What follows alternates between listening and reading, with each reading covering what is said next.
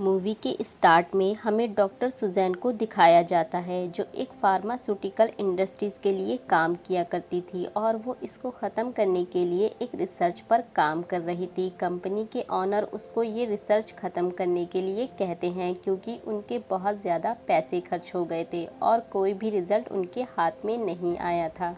तो doctor Suzanne उनसे 2 दिन का टाइम मांगती है और कहती है कि 2 दिन में मैं आप लोगों को रिज़ल्ट दूंगी। और अब हम सुजैन और उसके साथ उसके हेड को देखते हैं। उनको वो अपनी रिसर्च स्पेशलिटी पर लेकर जा रही थी। वो बिल्कुल समुंदर के बीच में बनी हुई थी। वहाँ पर जो डॉक्टर सुजैन की कंपनी का जो ऑनर था उसको बायोलॉजिस्ट वेलकम करती है। वो बायोलॉजिस्ट अपनी सारी रिसर्च स्पेशलिटी दिखाती है। वहीं पर वो ऑनर पानी में एक आदमी को देखता है जो इस शार्क का ख्याल रखता था।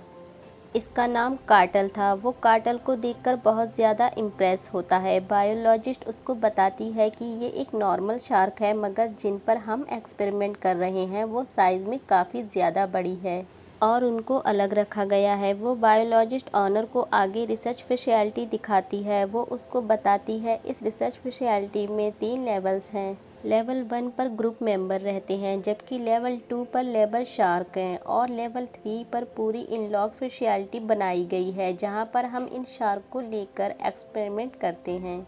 अब यहाँ पर हमें पता चलता है डॉक्टर सुजैन जो रिसर्च पर रिसर्च कर रही थी वो दरअसल शार्क के माइंड में एक प्रोटीन था क्योंकि शार्क अगर बूढ़ी भी हो जाती है तो ना तो उनको आई शेड की प्रॉब्लम होती है और ना ही वो वीक होती हैं। इसके बाद हमें लेवल 1 पर एक कुक को दिखाया जाता है जो वहाँ पर उन सब लोगों के लिए डिनर तैयार कर रहा था। अब जब रात को कार्टल शार्क को खाना देने जाता है तो वो देखता है जो बड़ी शार्क थी वो एक छोटी शार्क को खा रही है। कार्टल फ़ौरन जाकर सुजैन को बताता है और कहता है कि हमें थोड़ा सा और वेट करना चाहिए इस एक्सपेरिमेंट के लिए। मगर सुजैन कार्टल की कोई भी बात नहीं सुनती। वो कहती है अगर हमने कल ये एक्सपेरिमेंट नहीं किया तो हमें ये पूरी रिसर्च फैसिलिटी बंद करनी होगी और इसके अलावा हमारे पास कोई दूसरा ऑप्शन नहीं है।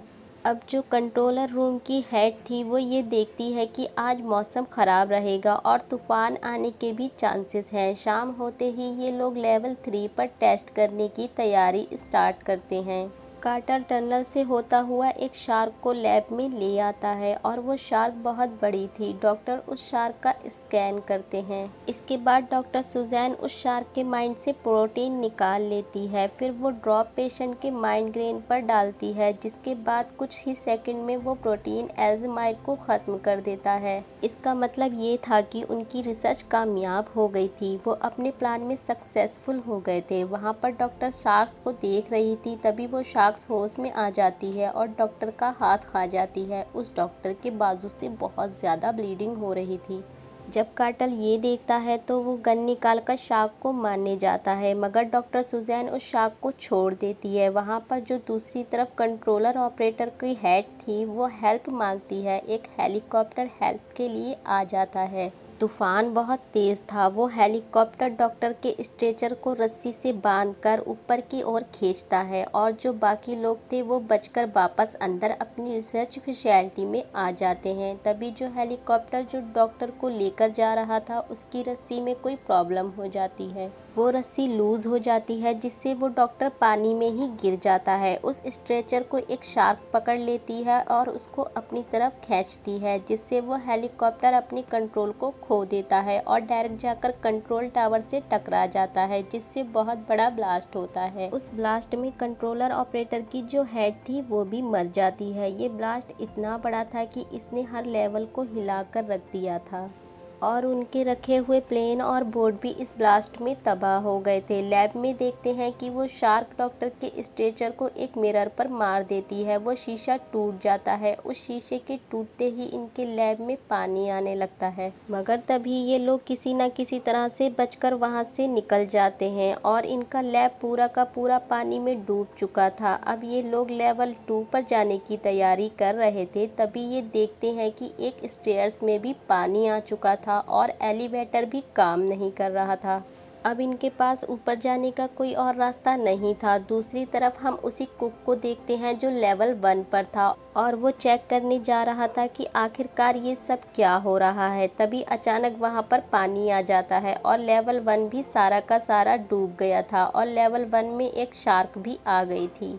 दूसरी तरफ सुजैन और उसके बाकी साथी नीचे की तरफ रास्ता ढूंढ रहे थे। तभी उनको अचानक से उन्हें एक डोर पर पता चलता है कि शार्क उस डोर को तोड़ना चाहती है। कुछ ही देर के बाद शार्क उस डोर को तोड़ देती है और वहां पर भी पानी भरने लगता है, मगर ये लोग एक सेफ जगह पर पहुंच जाते हैं। अब ओनर को ये सब कुछ समझ नहीं आ रहा था कि शार्क ऐसा कैसे कर सकती है और ना ही कार्टल इस सब के बारे में कुछ जानता था। कार्टल जो शार्क का ख्याल रखा करता था। तभी वो ऑनर सूजन से कहता है कि मुझे सच सच बताओ, आखिरकार शार्क ऐसा क्यों कर रही है? तुमने अपने एक्सपेरिमेंट में क्या कुछ किया है? तो सुजैन यहाँ पर रिवील करती है कि शार्क का माइंड इतना बड़ा नहीं होता, तो उसमें से इतना ज़्यादा प्रोटीन निकालना इतना ज़्यादा आसान नहीं है। तो इस वजह से डॉक्टर सुजैन ने और दूसरे डॉक्टर ने मिलकर इन लीगल तौर पर इसके माइंड को जेनेटिक इंजीनियरिंग से बड़ा किया ताकि हमें ये ज़्यादा से ज़्यादा प्रोटीन प्रोवाइड कर सके, और यही वजह है कि ये शार्क इतनी ज़्यादा स्मार्ट हो गई है। तभी दूसरी तरफ लेवल 1 पर हम उसी कुक को देखते हैं जिसको अचानक से शार्क नज़र आती है। वो शार्क उसके पीछे आ रही थी। ये किचन में जाकर छुप जाता है और ये एक सेल्स पर चढ़ जाता है। शार्क भी किचन में एंटर हो गई थी। तभी उस कुक को अपना पैरेट नज़र आता है। वो अपने पैरेट को बचाना चाहता था। तभी फिर अचानक से वो शार्क आकर उसके पैरेट को खा जाती है। ये देखकर कुक बहुत ज़्यादा डर गया था और नीचे गिर जाता है। शार्क दोबारा से उस कुक के पीछे आती है। वो कुक इस बार ओवन में छुप जाता है। शार्क जब उस कुक को खाने वाली होती है तभी वहाँ पर उस अवन की गैस ऑन हो जाती है। वो कुक अपने आप को बचाने के लिए ऊपर का दरवाज़ा तोड़ता है और बाहर आ जाता है और वहाँ से वो दूर चला जाता है। वो अपने पास रखे हुए लाइटर को उस अवन पर फेंक देता है और उस शार्क के टुकड़े टुकड़े हो जाते हैं। वहाँ दूसरी तरफ को कार्टल और बाकी सब लोग सबमरीन रूम की तरफ आते हैं, मगर तभी वो आकर देखते हैं सबमरीन भी टूट चुकी थी। ब्लास्ट होने की वजह से यहाँ पे ये सब लोग बहुत ज़्यादा डर गए थे। तभी वहाँ जो इंजीनियर था वो डॉक्टर सुजैन से लड़ने लगता है क्योंकि वो बहुत ज़्यादा डरा हुआ था। तो ऑनर उन्हें कहते हैं तुम्हें लड़ना नहीं चाहिए, बल्कि तुम्हें एक टीम की तरह वर्क करना होगा, क्योंकि यही रास्ता है हम सब तभी यहाँ से बचकर जा सकते हैं। इससे पहले वो ऑनर अपनी बात ख़त्म करता तभी पीछे पुल से 2 शार्क निकलकर आती हैं और वो दोनों शार्क मिलकर ऑनर को खा जाती हैं। ये सब लोग बहुत ज़्यादा डर गए थे। तभी वो लैडर से बाहर निकलने लगते हैं। उसकी हवा का प्रेशर इतना तेज़ था, पूल का पानी उस रूम में भरने लगता है। कार्टल और वो इंजीनियर दोनों मिलकर उस रूम को बंद कर देते हैं और आगे लेवल 1 की तरफ जाने लगते हैं।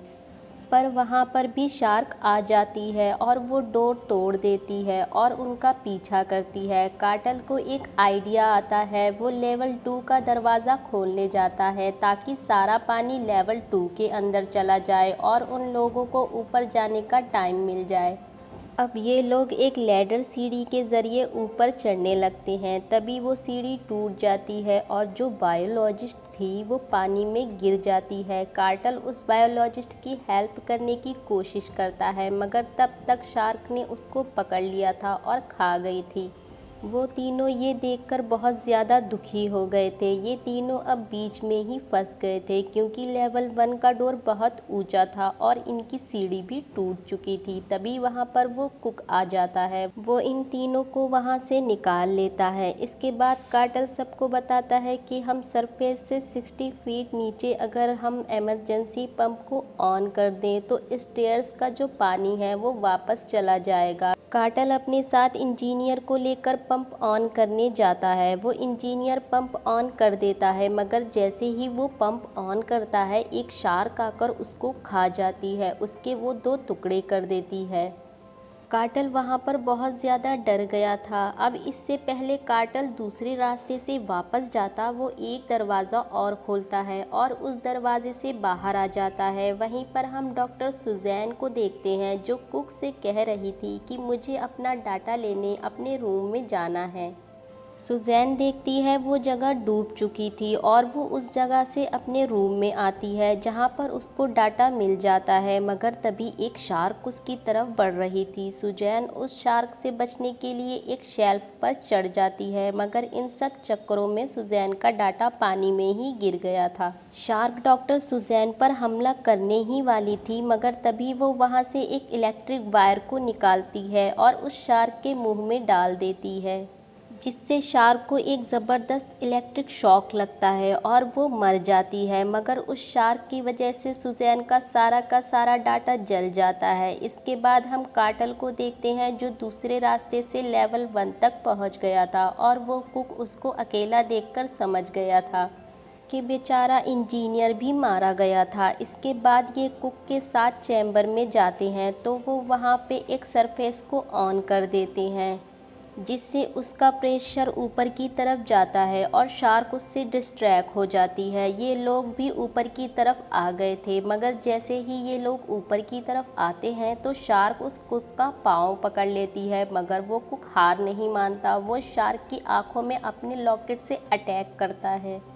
और शार्क उसको छोड़ देती है। काटल जैसे ही उस कुक को ऊपर देखता है तो वो जल्दी से उसको बचाकर ले आता है। सुज़ैन फ़ौरन से उसको फर्स्ट एड देती है। पूरी की पूरी स्पेशलिटी पानी में डूब रही थी। काटल कहता है मैं समझ चुका हूँ कि ऐसा क्यों हो रहा है। शार्क का क्रॉसिंग एरिया से बाहर जाना चाहती है। यहाँ पर सुज़ैन को भी अपनी गलती का अंदाज़ा हो गया था और वो काटल से कहती है इस शार्क को मार दो। वो जब देखता है तो शार्क क्रॉसिंग एरिया को तोड़ रही थी, तो काटल जल्दी से अपनी गन लाता है और अपनी गन में डायनामिक पाउडर भर देता है। तो वो कहता है जैसे ही वो शार्क पर अटैक करेगा तो तुम इस वायर को बैटरी से अटैच कर देना, जिससे कि वहाँ पर ब्लास्ट होगा और शार्क मर जाएगी। काटल उस शार्क को शूट करने के लिए जाता है, मगर वो शार्क बहुत ज़्यादा दूर थी और शार्क केज को तकरीबन तोड़ चुकी थी जिसमें उन्होंने शार्क को कैद किया था। सुज़ैन यहाँ पर अपना हाथ काट लेती है और पानी में कूद जाती है ताकि ब्लड की स्मेल से वो शार्क उसकी तरफ अट्रैक्ट हो।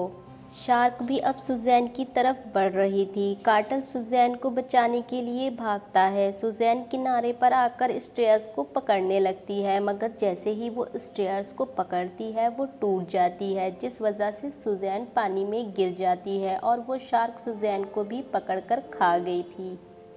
काटल जब सुज़ैन को बचाने के लिए पानी में कूदता है तो शार्क भी उस पर अटैक करने लगती है। काटल उस शार्क को कसकर पकड़ लेता है। वो शार्क अपने आप को छुड़वाने के लिए बहुत तेज़ से स्विमिंग करती है। दूसरी तरफ वो कुक उस गन तक पहुंच गया था। वो उस शार्क पर निशाना लगाता है। जैसे ही उस शार्क पर निशाना लगाता है तो काटल कहता है इसके वायर को बैटरी के साथ जोड़ दो। काटल खुद को उस शार्क से छुड़वा लेता है और केज को वहां पर पकड़ लेता है। वो कुक जैसे ही उस वायर को अटैच करता है तो एक ज़ोरदार ब्लास्ट होता है, जिससे कि उस शार्क के टुकड़े टुकड़े हो जाते हैं और ये देखकर कुक बहुत खुश हो गया था कि काटल जिंदा है। काटल उस कुक के पास पहुंच जाता है और दोनों रेस्ट करने लगते हैं और मूवी यहीं पर एंड हो जाती है।